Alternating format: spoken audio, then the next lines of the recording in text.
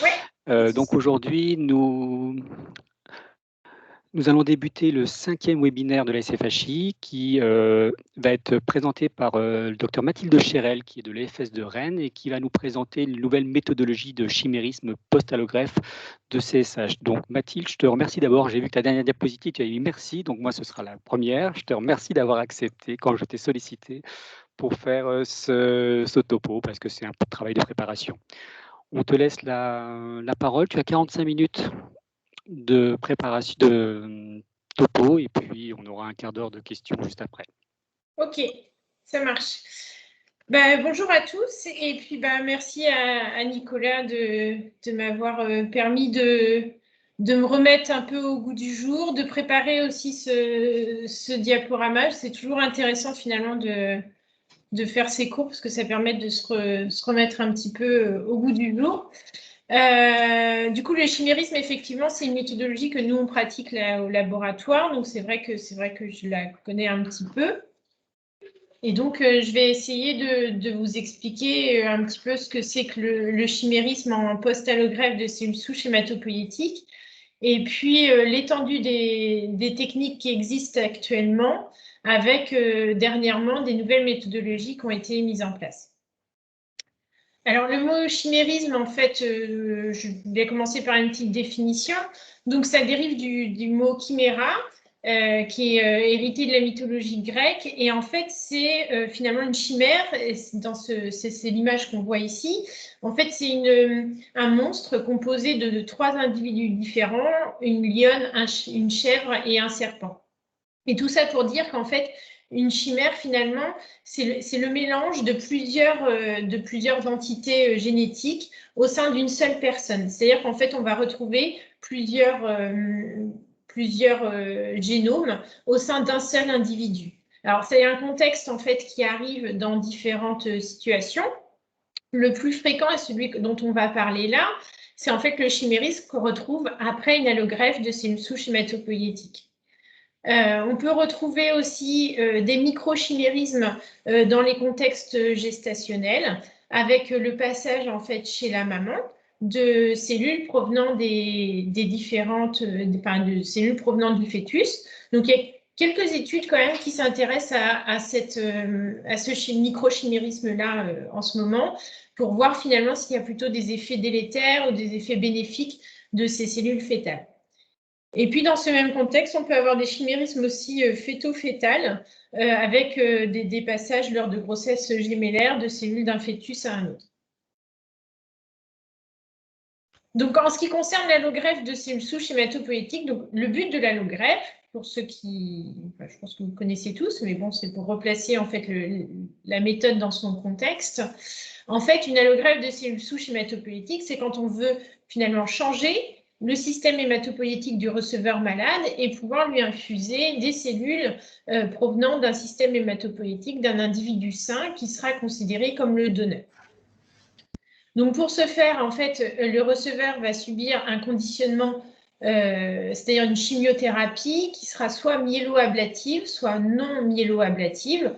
Donc là, c'est intéressant de prendre en compte, en fait, le conditionnement que va recevoir le receveur, parce qu'en fait, ça va conditionner aussi la reprise de l'hématopoïèse et donc éventuellement la valeur quantitative du chimérisme qu'on va retrouver. L'hématopoïèse va être plus lente à reprendre en avec fonctionnement non myéloablatif. Et donc, une fois que le receveur il a reçu ce conditionnement, on va pouvoir lui infuser les cellules souches hématopoïétiques d'un donneur qu'on va choisir. Alors, le donneur, dans l'idéal, il est HLA identique, c'est vraiment celui qu'on va choisir. Parfois, on va faire des greffes avec des donneurs non HLA identiques, mais puisqu'il est HLA identique, on ne va pas pouvoir se servir de molécules HLA pour faire la discrimination entre le donneur et le receveur en post-allogreffe de CSH. Donc, il va falloir trouver d'autres systèmes. Et puis, ça va être un donneur qui va être soit apparenté, soit non apparenté. Et là, effectivement, cette notion-là aura un impact en fait sur les kits de chimérisme qu'on va utiliser et le pouvoir de discrimination de ces kits-là. Parce que si on cherche d'autres allèles que les allèles HLA, on sait que pour autant, dans la fratrie, ils risquent de partager beaucoup plus de d'allèles entre frères et sœurs que si on prend un donneur non apparenté vis-à-vis d'un donneur apparenté. Donc, le pouvoir de discrimination va être important. Et donc, le but de l'allogreffe, ça va être, après avoir changé ce système hématopoïétique, de maintenir une réponse immunitaire antitumorale via les lymphocytes T ou les cellules NK. Et donc, du coup, le chimérisme, c'est quoi? Finalement, ça va être la méthodologie qui va nous permettre, en post-allogreffe, de surveiller d'une part la prise de greffe. Donc, du coup, on va vérifier qu'on va être à la fin 100% donneur. C'est le but, c'est que l'ADN circulant, ces cellules globules blancs circulants soient 100% donneurs. Et puis, on va vérifier l'absence de rechute, c'est-à-dire qu'il ne faut pas que ce 100% donneur, finalement, à 6 mois, se retrouve à 90% donneur, parce que ça veut dire qu'on aura 10% de cellules receveurs circulantes, donc un risque de rechute. Il y a eu des recommandations qui ont été faites en 2017 par la SFJ-MTC qui proposait un suivi J30, J90, J180 et J360 en post-allogreffe. Donc, ce suivi-là, c'est à titre indicatif parce que vous allez voir que finalement, en fonction du contexte clinique, en fonction de la suspicion de rechute, on va pouvoir adapter ces dates-là. Donc, le chimérisme, il a deux objectifs. C'est permettre de suivre la prise de greffe. Donc, supérieur à 95%, on va appeler ça un chimérisme complet. Donc, ça dépend des études. Soit c'est 95% donneur, soit c'est 99% donneur, soit c'est 99% donneur. Donc, nécessitera pas forcément d'intervention thérapeutique. Entre 90 et 95% agissant, on va voir par exemple que finalement, la greffe, elle n'a pas forcément très bien pris puisqu'il reste encore des cellules receveurs circulantes. Donc, du coup, le but, ça va être de réévaluer précocement et puis éventuellement de moduler le traitement immunosuppresseur. Oui, Erwan. La réunion, du coup, on l'a fait pas ce matin, alors, du coup? Non, c'est ça. Ouais. Et puis... D'accord. OK. D'accord, OK. Pour le patient, là, je l'ai validé, mais je n'ai pas validé l'impression. Je renvoie un mail pour qu'il me renvoie le récépissé ou pas? Comment on fait, du coup? Olivier, tu peux couper ton micro? D'accord. Il faut que je... D'accord. D'accord. Et demain, je pourrais l'imprimer, ouais. Excusez-moi, il y a quelqu'un qui doit avoir laissé son micro ouvert. Je veux bien reprendre, mais j'ai pas envie qu'on soit deux à parler. Je peux? Je reprends.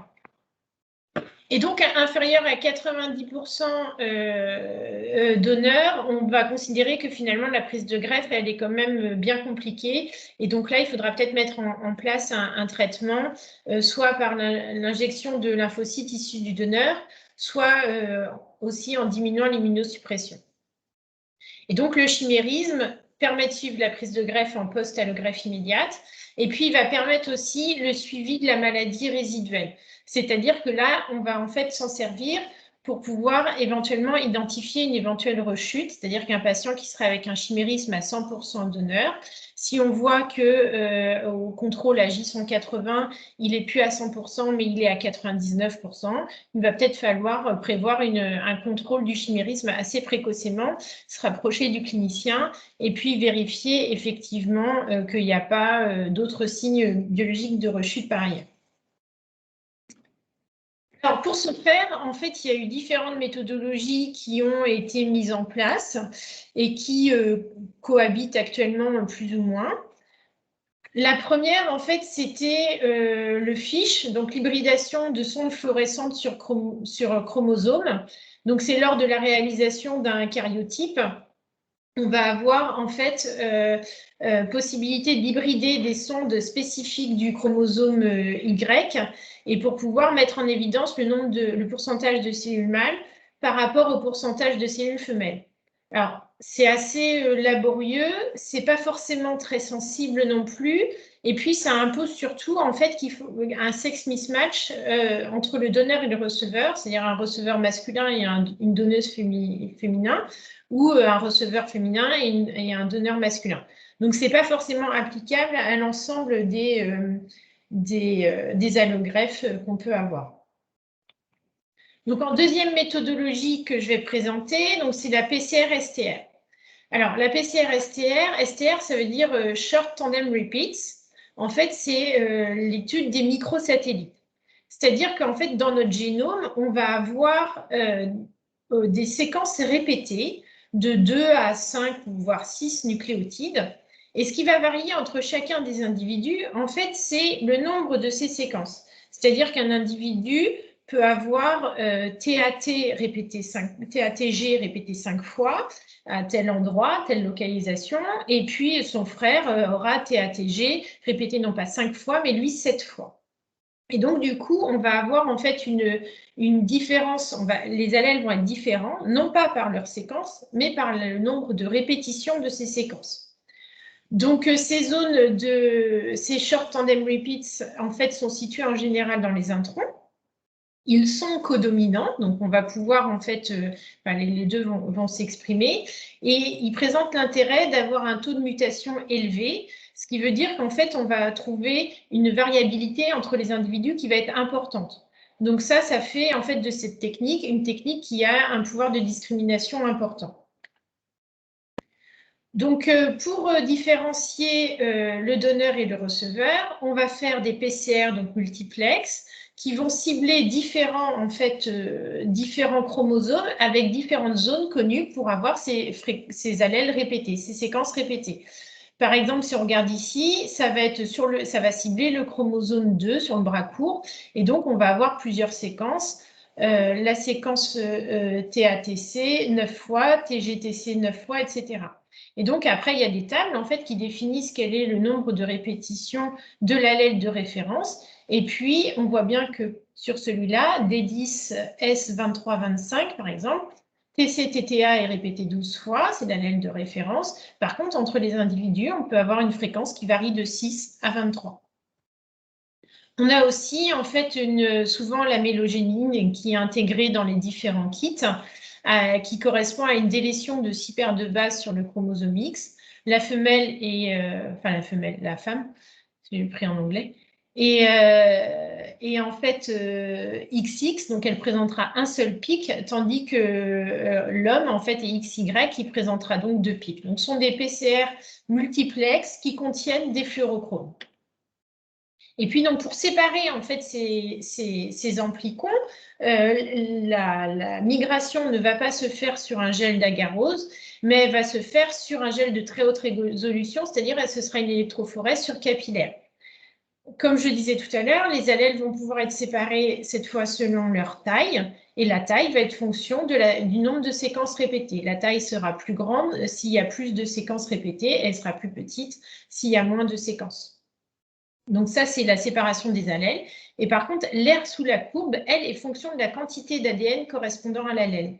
Et donc finalement, c'est ce rapport de l'aire sous courbe entre l'allèle du receveur et l'allèle du donneur qui va permettre de quantifier la proportion receveur et la proportion donneur dans l'ADN post-greffe. Donc au début, il faut étudier le profil génétique entre le donneur et le receveur, c'est-à-dire voir lesquels STR sont différents entre le receveur et le donneur. Donc pour cela, on étudie l'ADN pré-greffe receveur et l'ADN pré-greffe donneur.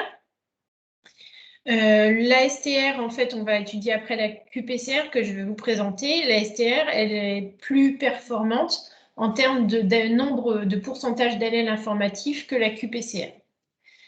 Et une fois qu'on a préciser en fait ces marqueurs discriminants pour calculer le chimérisme, puisque le chimérisme c'est du quantitatif, c'est un chiffre, et donc il va falloir calculer le rapport de l'aire sous courbe en prenant l'aire sous courbe de l'allèle receveur et qu'on va rapporter en fait à la totalité de l'aire sous courbe donneur plus receveur.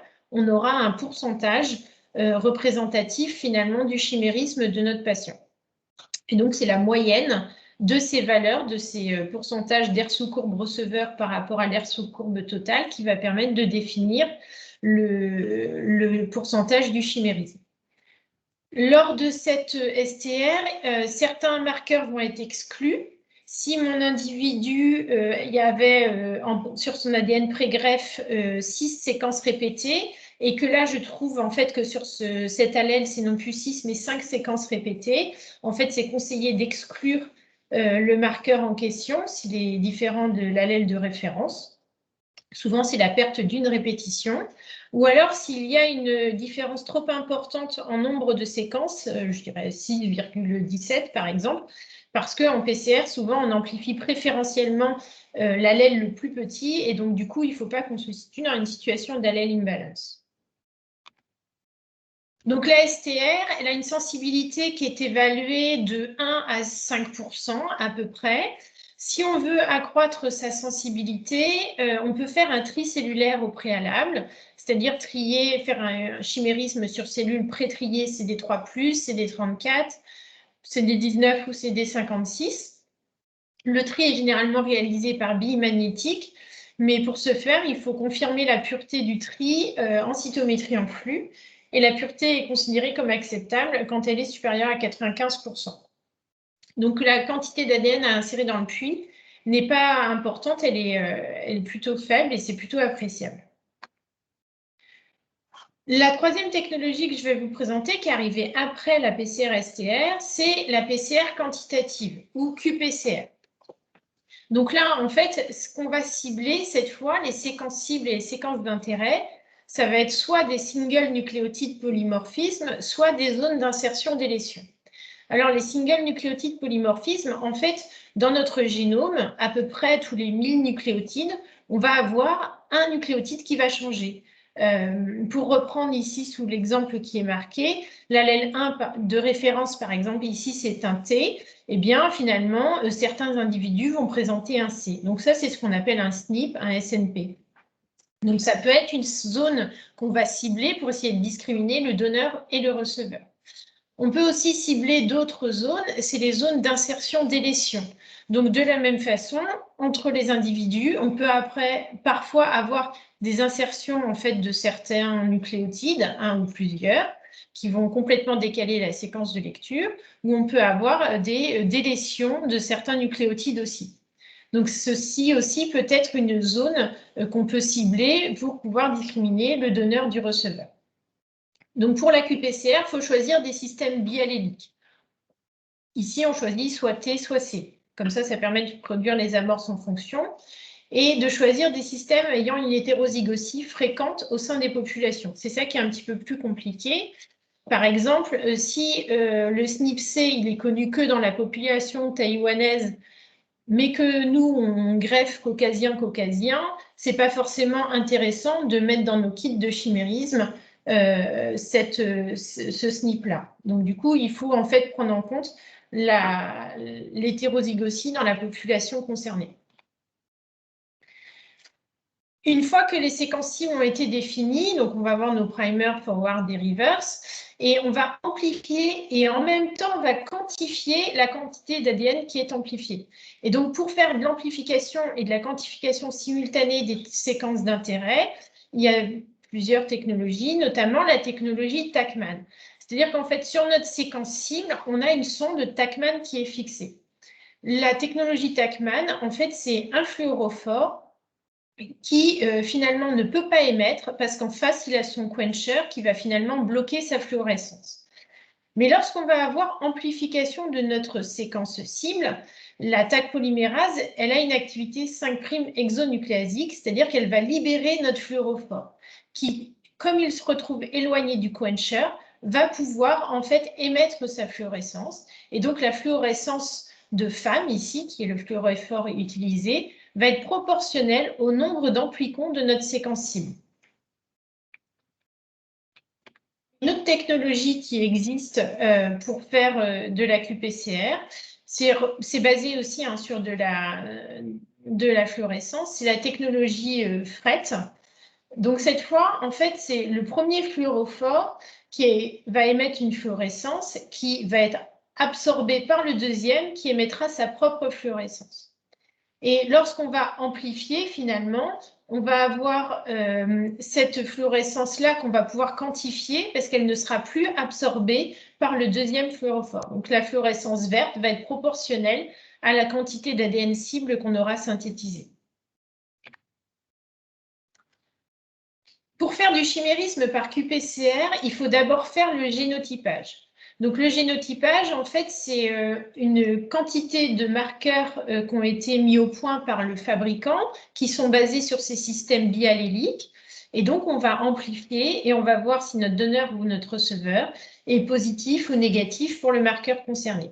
Un marqueur sera considéré comme discriminant s'il est présent chez le receveur et absent chez le donneur, ou s'il est absent chez le receveur et présent chez le donneur. On va donc définir des marqueurs spécifiques donneurs et des marqueurs spécifiques receveurs. Il est conseillé d'utiliser au minimum 2 marqueurs pour le suivi receveur ou 2 marqueurs pour le suivi donneur. En fait, il est conseillé, et vous allez voir pourquoi, en qPCR, de quantifier la fraction minoritaire et pour ce faire, d'utiliser au minimum 2 marqueurs pour la fraction minoritaire. Alors, l'amplification et la quantification simultanée, comment ça se passe? Donc, en fait, ici, on va avoir donc, le nombre de cycles d'amplification de PCR qu'on va observer. Donc, ça se fait dans un thermocycleur de PCR en temps réel. Ici, c'est la fluorescence. Et donc, on voit, par exemple, qu'on va avoir une certaine fluorescence qui va être émise et qui va couper notre ligne ici, qui va être notre ligne de base qu'on va définir comme notre seuil. Donc, on va introduire de l'ADN pré-greffe receveur. L'ADN pré-greffe, du coup, il va être 100% receveur. Donc, on va avoir une fluorescence qui va arriver, par exemple, au niveau de 20 cycles ou 21 cycles ici. Alors que sur notre ADN post-greffe qui est situé là, on se rend compte que finalement, on a la fluorescence qui arrive qu'au bout de 32 cycles. C'est-à-dire qu'il a fallu 12 cycles supplémentaires pour pouvoir atteindre ce même niveau de fluorescence. Donc, on a quand même beaucoup moins d'ADN receveur, finalement, présent dans notre chimérisme en post-greffe. On utilise aussi, en fait, quand on fait de la qPCR chimérisme, en fait, il faut utiliser un contrôle interne. Et ce contrôle interne, c'est ce qui permet d'évaluer l'efficacité de la PCR. Parce que on va avoir ici le marqueur receveur, il est là, et on se rend compte que lui, il ne sort pas à 20 cycles, il sort à 21 cycles, par exemple. Ce qui veut dire que déjà, de base, mon marqueur cible, il marche un petit peu moins bien que mon contrôle interne. Donc finalement, c'est cette erreur liée à l'efficacité de la PCR, il va falloir que je la soustrais aussi dans mon calcul pour prendre en compte vraiment que le différentiel, marqueur receveur sur l'ADN pré-greffe et marqueur receveur sur l'ADN post-greffe.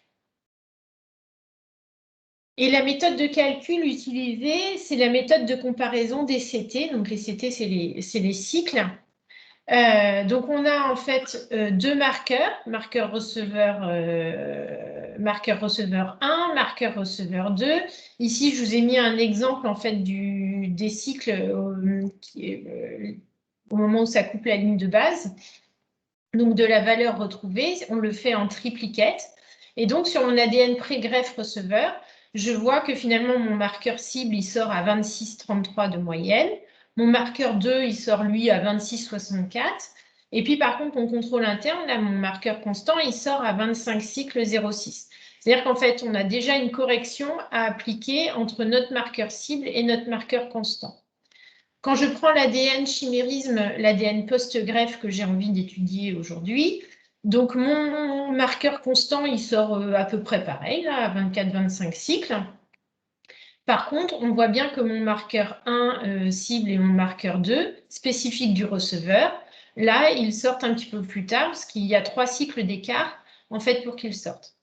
Mais à ces 3 cycles d'écart, en fait, j'applique la correction qui est liée à l'efficacité de la PCR, qui était de 1,58 cycles pour ici et qui est de 1,27 cycles pour là. Ce qui fait qu'en fait, c'est ce calcul-là dont on se sert pour trouver le pourcentage receveur. C'est le calcul des delta-delta-sécu, c'est-à-dire delta-sécu ici moins delta-sécu là. Et donc, du coup, il y a 1,77 cycles d'écart entre l'ADN pré-greffe et puis l'ADN post-greffe. Et converti en pourcentage, c'est 2 moins delta delta sécu, parce qu'en fait, à chaque cycle, on va faire x2 sur la quantité d'ADN. Et donc, on se retrouve avec un pourcentage de 29,32% d'ADN receveur. et pour le marqueur 1 et pour le marqueur 2, 18,73% d'ADN receveur, soit une moyenne de 24% receveur, ce qui est un chimérisme mixte et ce n'est pas un chimérisme complet. La qPCR a une sensibilité qui est évaluée à 0,05 ou 0,1%. Donc, c'est vrai que c'est une sensibilité qui est vraiment très intéressante. Elle descend très bas. Elle est liée à la quantité d'ADN mise dans le puits, puisque vous pouvez voir finalement que si je mets trop peu d'ADN dans le puits, je vais me retrouver à être des amplifications plutôt sur 32 cycles. Et donc, du coup, ma variation sera moins bonne. J'attendrai 32 cycles avant de pouvoir couper la ligne de base. Si je mets plus d'ADN dans le puits, je vais plutôt me rapprocher des 20 cycles. Donc, du coup, ça sera plus sensible et ça sera plus facile. Le problème, c'est qu'il faut avoir un nombre de systèmes étudiés qui doit être suffisamment large, que ce soit en SNP ou en insertion délétion. C'est ce que je disais, en apparenté, parce que du coup, il y a moins de taux de mutation que pour les STR.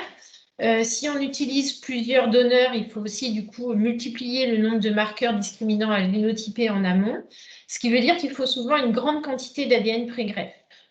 De base pour faire le génotypage en pré-greffe, donc du coup pour assumer en fait l'amplification de tous les marqueurs qu'on va tester, et puis pour mettre à chaque chimérisme pour pouvoir normaliser notre quantification à chaque passage.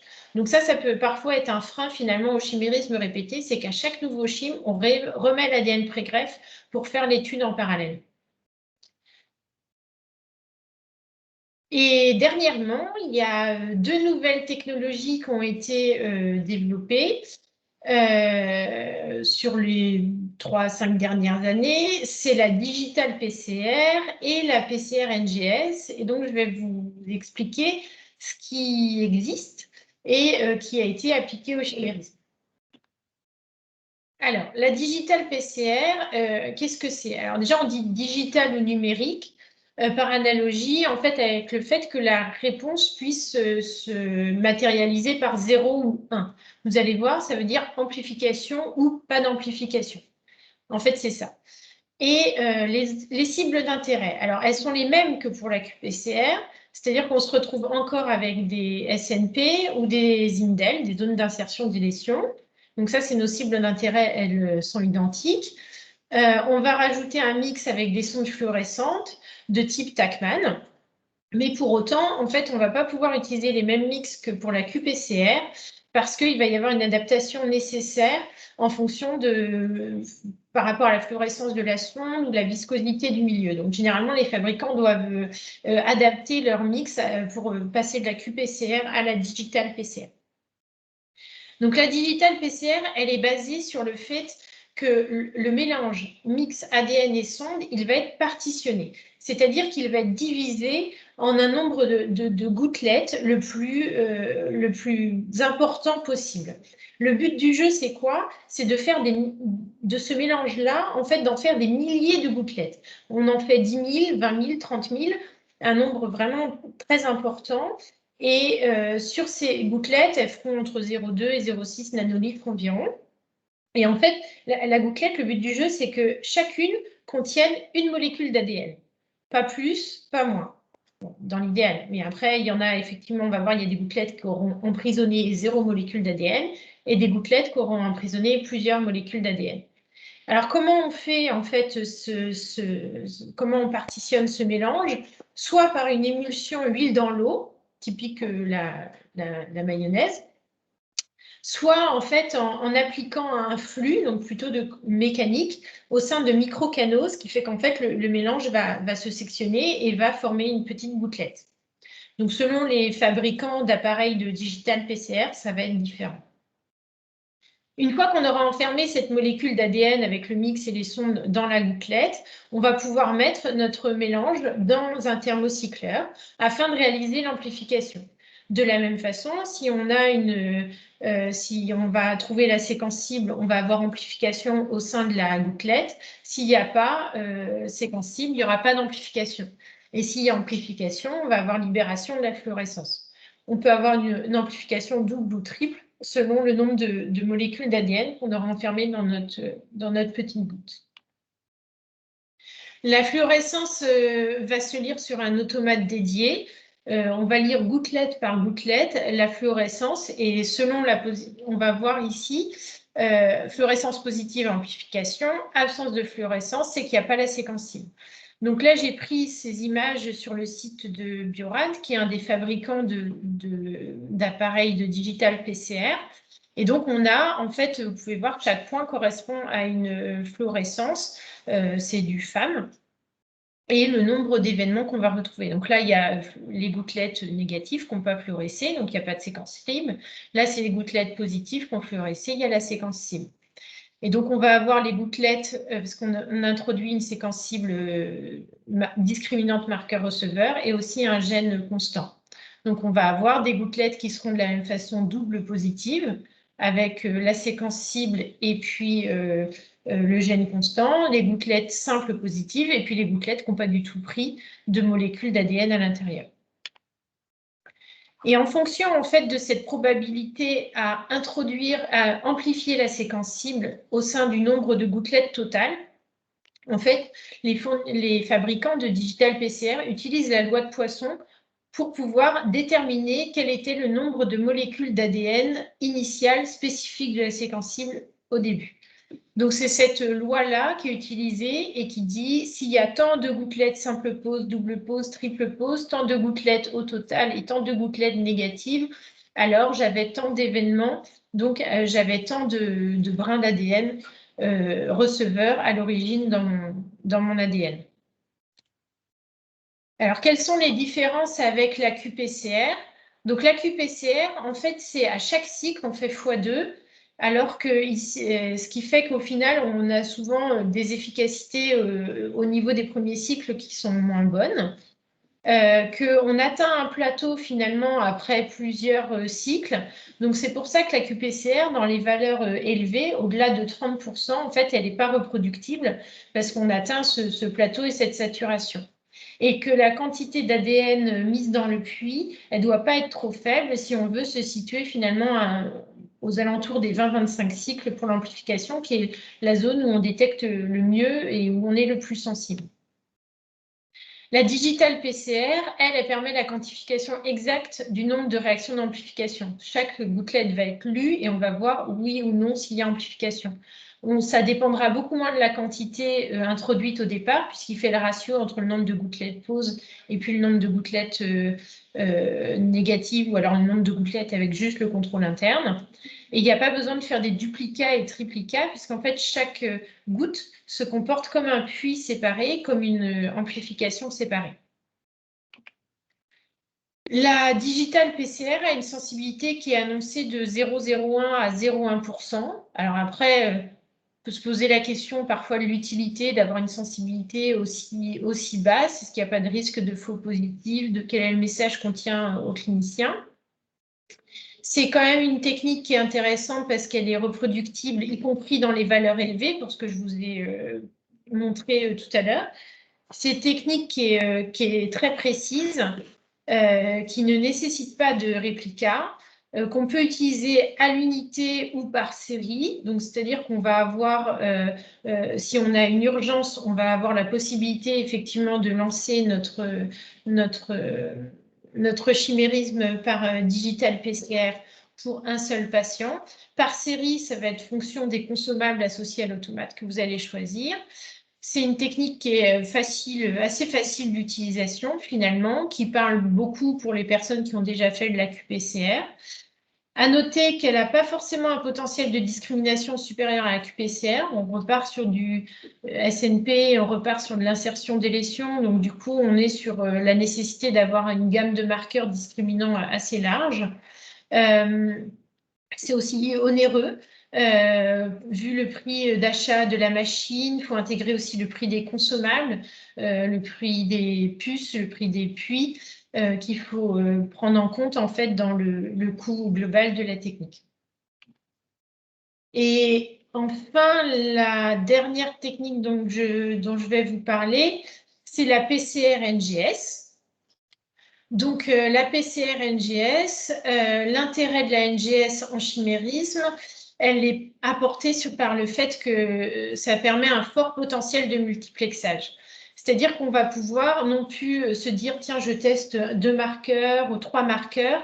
C'est qu'en fait, on va avoir des kits qui vont avoir un nombre beaucoup plus important d'amorces et de marqueurs. On va avoir 50, 100 jusqu'à 200 amorces cibles pour des SNP et aussi un nombre de marqueurs finalement plus important en insertion délétion. Dans un seul puits, on va pouvoir finalement mettre toutes ces amorces-là et on n'aura plus la nécessité de mettre un gène constant et un marqueur par puits. Donc ça, c'est vraiment très intéressant. Donc ça lui offre un potentiel de discrimination qui est plus important, y compris dans les greffes apparentées. Certains fournisseurs ont aussi développé des logiciels qui permettent l'étude du chimérisme avec un seul ADN pré-greffe.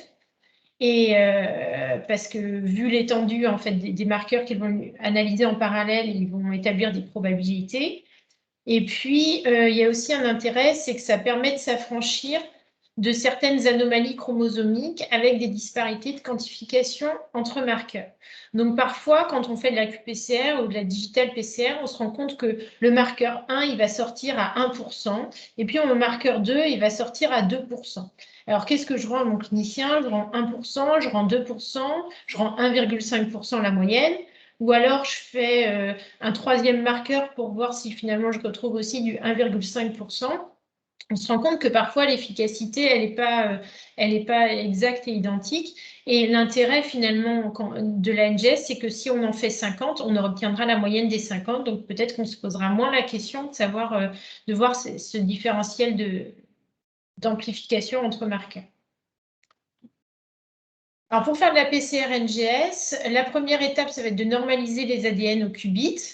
Donc la quantité d'ADN en input, elle est très faible, elle est entre 5 et 10 nanogrammes en général. Donc pour ce faire, il faut forcément disposer d'un qubit en pré-PCR pour vraiment ajuster la quantité.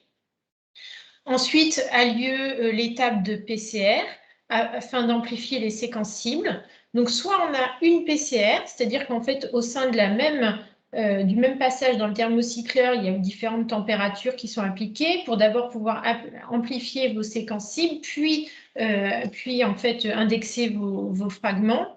Soit il y a 2 PCR différentes, la première PCR d'amplification des séquences cibles, puis une deuxième PCR pour faire l'indexation. Donc ça va dépendre des fournisseurs qui existent.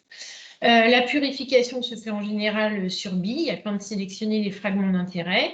Et puis, on va pouvoir séquencer sur le MySeq avec la technologie Illumina et donc du coup avoir une quantité de reads très très importante qui vont ensuite être analysées par les différents logiciels. Alors les logiciels, selon les fabricants, certains vont conserver uniquement les donneurs et les receveurs qui vont avoir des génotypes inverses. C'est-à-dire par exemple, on va dire insertion-insertion versus pas d'insertion, pas d'insertion, afin de pouvoir vraiment discriminer, ou alors SNP pose-pose versus SNP neg-neg. Voilà, génotype AA versus ce que j'appelle génotype BB. Et puis certains logiciels vont prendre en compte les hétérozygotes dans leur calcul, c'est-à-dire que le donneur pourra être AA et le receveur pourra être AB, et en fonction de la proportion du B, il va réussir à déduire finalement, exclure le A qui est présent. Donc ce qui est intéressant, c'est que ça permet d'étudier un nombre de marqueurs beaucoup plus important. Par contre, on peut se poser la question effectivement d'une amplification préférentielle et donc du coup de la fiabilité de ces résultats. Alors, si on compare la PCR-NGS avec la digital PCR, donc en fait, ces deux technologies vont être capables d'être précises sur une gamme de 0,5 à 100%. Donc, c'est pas la digital PCR comme la PCR-NGS. En fait, ce qui est intéressant, c'est que ça permet par rapport à une valeur attendue ici de chimérisme, d'avoir finalement une bonne reproductibilité, une valeur obtenue qui est identique à une valeur attendue. Donc, du coup, ça permet de couvrir l'entièreté de la gamme de chim de 0 à 100%. On n'a pas l'effet plateau comme on peut avoir en qPCR. On n'a pas de nécessité non plus de faire des réplicas, et heureusement, parce qu'en NGS, il fallait faire des réplicas, ça coûterait vraiment cher. Les différences avec la digital PCR, c'est qu'en fait, en NGS, on essaye souvent de rentabiliser la flow cell quand même. Donc, du coup, on va mettre plusieurs individus. Donc, ça veut dire qu'il faut fonctionner en série. Donc, ça dépend de l'application et la faisabilité. Elle n'est pas toujours la même selon les laboratoires. Il faut prendre en compte aussi le délai de séquençage. Donc, ça peut poser problème parfois dans un contexte d'urgence. Un minimum 24 heures, maximum 50 heures selon les fabricants pour faire des séries. Il faut s'équiper forcément d'un séquenceur. Et puis, on a tous les besoins informatiques en fait, associés à la NGS, dont je vais parler un petit peu plus tard. Donc, la sensibilité, elle est un peu moindre que la digitale. Selon les fabricants, elle est annoncée entre 0,2 et 0,5%. Selon le nombre de donneurs. C'est-à-dire que souvent, ils annoncent qu'au final, ils ont une sensibilité qui est un peu moindre si on introduit un deuxième donneur dans le couple donneur-receveur. Elle est reproductible, y compris dans les valeurs élevées, c'est ce que je vous expliquais, précise, pas de réplica, une utilisation par série.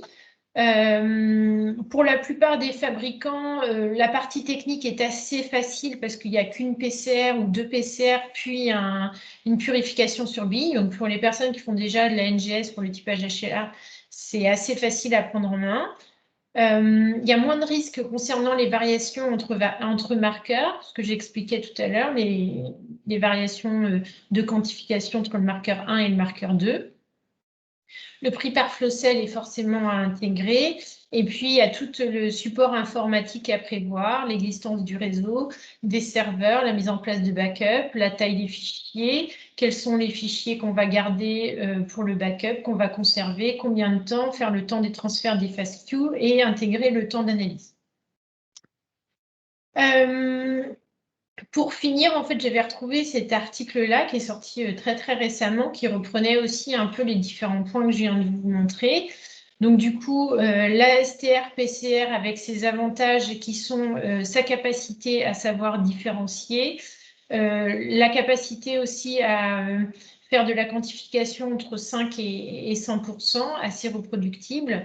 C'est quelque chose qui est assez simple d'utilisation. En limitation technique, c'est les biais en fait, d'amplification des plus petits allèles, la sensibilité qui n'est pas forcément celle qu'on aimerait, on aimerait peut-être descendre un petit peu en dessous de 1%. La qPCR, elle présente une meilleure sensibilité puisqu'elle est souvent annoncée aux alentours de 0,05 ou 0,1%. Elle est assez facile et elle est rapide en fait en termes de technique puisque ça va prendre à peu près 3 heures. Par contre, le côté compliqué, c'est la nécessité d'avoir des duplicats, la nécessité d'avoir plusieurs marqueurs pour pouvoir avoir suffisamment d'informativité, et puis l'absence de linéarité, en fait, de reproductibilité quand on se situe au-dessus de 30%. La digital PCR n'a pas ce problème en fait de gamme de mesures. Elle a une très bonne sensibilité. Elle n'a pas besoin d'avoir une quantité d'ADN pré-greffe ou une quantité d'ADN même input importante. Par contre, elle a le même problème de pouvoir de différenciation entre donneur et receveur et nécessite un génotypage au préalable. La NGS, elle a au final un pouvoir de discrimination qui, elle, est plus important, avec une quantité de données qui est intéressante, une quantité d'ADN utilisée qui est très faible, on n'a pas besoin de remettre l'ADN pré-greffe non plus à chaque fois, une sensibilité qui, là, je trouve, c'est un peu, qui est plutôt au-dessus de 0,2 et pas 0,01, comme ce qui est marqué là. Par contre, c'est vrai que c'est plus cher, c'est compliqué à mettre, plus compliqué peut-être à mettre en place au sein d'un laboratoire. Et enfin, il y avait cette proposition-là où finalement, peut-être entre la phase de prise de greffe et la phase de détection de rechute, on n'attend pas forcément les mêmes techniques à appliquer. La phase de prise de greffe, on va s'attendre, notamment si c'est après un conditionnement non myéloablatif, à avoir un petit peu plus de temps avant que le chimérisme complet se fasse. Et donc, du coup, peut-être que la STR aurait pu répondre. Alors que si on est en phase après un peu chimérisme complet, où on essaye finalement de suivre pour pouvoir détecter la rechute, c'est plus intéressant d'avoir une sensibilité plutôt aux alentours de 0,1 ou 0,5%. Quoi qu'il en soit, là, cet algorithme de suivi proposé ne prenait pas en compte en fait la digitale et la PCR-NGS. Et je pense que vu la gamme en fait de reproductibilité que ces deux dernières techniques ont, une fois passée la problématique du coût, de l'achat du matériel et de l'implémentation dans le laboratoire, vraisemblablement qu'on en entendra pas mal parler sur les prochaines années. Donc voilà, c'était ma proposition sur les nouvelles technologies de chimérisme. Merci beaucoup Mathilde.